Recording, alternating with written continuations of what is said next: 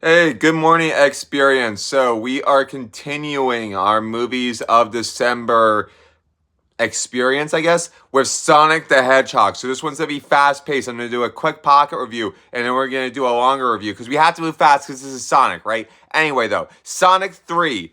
It's the latest installment in the franchise. It is a live action and CGI hybrid film. So, you're gonna have kind of like the animated characters that look animated, moving around next to human beings, which is usually either really, really bad most of the time and occasionally decent. Now, historically, as a franchise, Sonic has been pretty decent at this. Another movie that I will be reviewing that was not as decent recently that I saw also today, Lion King Mufasa. So that one will be coming up soon.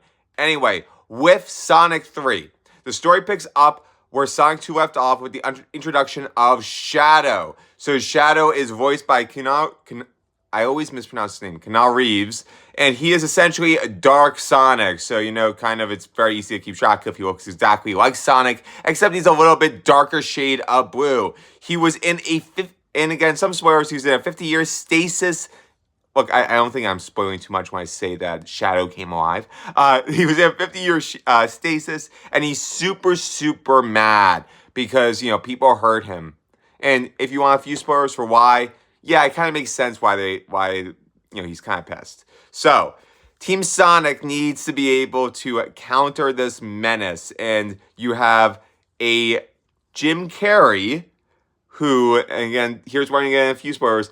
Jim Carrey returns and returns. Yep, so two Jim Carreys.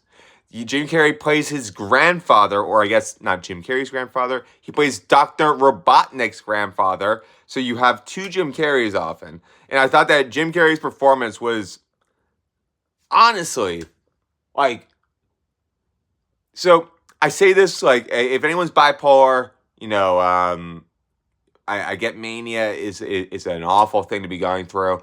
But like what I saw with Jim Carrey was like, I'm like, that dude is like doing manic, like bipolar, manic type version. And that's what he was going for. That's what Dr. Robotnik's character is. And I think that he crushed it overall. So again, I thought that this movie was a lot of fun. I thought that it continued kind of the fast pace, the honestly good humor. Like there are a few jokes I went like, ooh, that's a little edgy, but I don't think the kids would pick it up. One of them was like one of the jokes I thought was edgy that they wouldn't pick up was when Dr. Robotnik, Jim Carrey, said to his assistant, "Why are you tied up? Do that on your own time." And like, I hate it. I saw this movie alone. I hated being the only person in a theater full of kids to like laugh at that because like I picked up that was like a BDSM reference, right? So I'm like, okay, well, I thought it was funny because like I wasn't expecting that moment right there. So it's like, I hope the kids can pick that up. Anyway, though, the movie has gotten pretty positive reviews. It's got about 90%. I'm looking at Rotten Tomatoes here. 90% on Rotten Tomatoes, even higher with the fans. And I'm actually rewatching the Sonic franchise. I rewatched the first movie. I thought that movie was dope. I think this movie was better. I'm rewatching the second movie. I think the second movie is not as bad as people give it credit for. Anyway, though, I'm going to be doing a full review of this. Usually my movie reviews are upwards of like 15 minutes. So this is about 3 minutes. It's coming up in 4 minutes. So 4 minutes. I told you it would be a fast pocket review, and it was. Anyway, go, guys. Expect a further review of Sonic the Hedgehog as well as Mufasa the Lion King coming at you.